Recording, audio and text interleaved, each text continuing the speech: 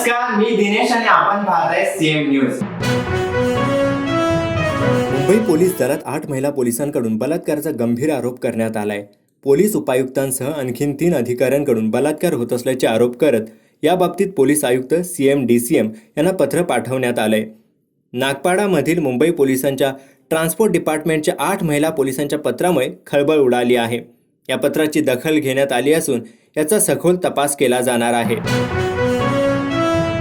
बिल्किस बानो सामूहिक बलात्कार आणि 2002च्या गुजरात दंगलीत तिच्या कुटुंबातील 7 सदस्यांच्या हत्येला आव्हान देणाऱ्या याचिकांवर सोमवारी 8 जानेवारी सर्वोच्च न्यायालयानं आपला निकाल दिला आहे.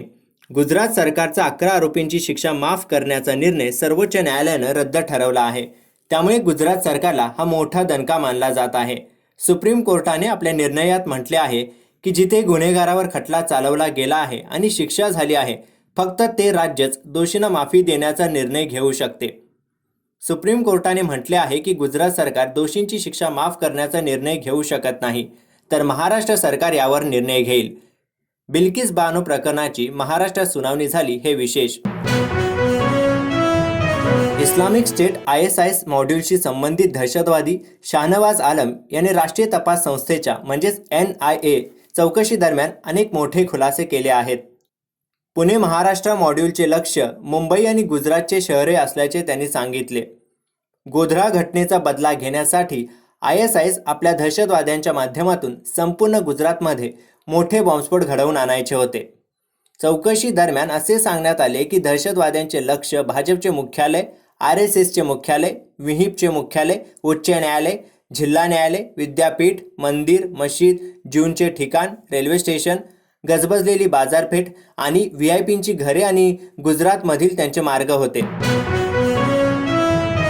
अंबाती रायडूने YSR काँग्रेस पार्टी सोडण्याची घोषणा केली आहे. अंबाती रायडू आंध्र प्रदेशच्या सत्ताधारी पक्षात दाखल होऊन अंबाती रायडूला 10 दिवसही उलटले नव्हते. त्यानंतर आता त्याने पक्ष सोडण्याची घोषणा केली आहे. याबाबत विविध तर्कवितर्क लावले जात होते. आता रायडूने स्वतःच याला पूर्ण विराम दिला आहे.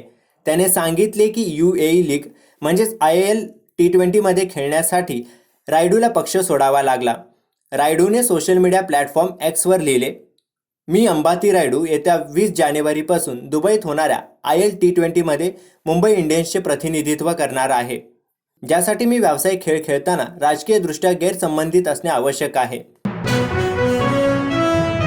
उपमुख्यमंत्री देवेंद्र फडणवीस यांनी अखिल भारतीय नाट्य संमेलनाच्या कार्यक्रमात बोलताना नाव न घेता उद्धव ठाकरे यांच्यावर टीका केली होती. उद्धव ठाकरे यांच्या आजारपणावर त्यांनी टोला लगावला होता. फडणवीसांनी केलेल्या टीकेवर खासदार संजय राऊत यांनी प्रत्युत्तर दिले आहे. देवेंद्र फडणवीस यांना बोलू द्या. त्यांना 2024 नंतर नाटक, एकांकिका हेच करायचंय. दुसरं काम काय त्यांना? मानेचा पट्टा हा एक आजार असतो. असे आजार अनेकांना होत असतात. अमित शहाही आजारी असतात, मोदीही आजारी पडू शकतात. पण त्या मानेच्या पट्ट्यापेक्षा त्यांच्या गळ्यातल्या दिल्लीच्या गुलामीचा पट्टा महाराष्ट्राला वेदना देणारा आहे. महाराष्ट्राच्या मुख्यमंत्र्यांच्या गळ्यात पट्टा घातलेला आहे आणि तो दिल्ली घट्ट खेळवत बसली आहे, असं संजय राऊत म्हणाले. या बुलेटिन मध्ये इतकंच, परंतु आणखी अपडेटसाठी पाहत राहा सीएम न्यूज.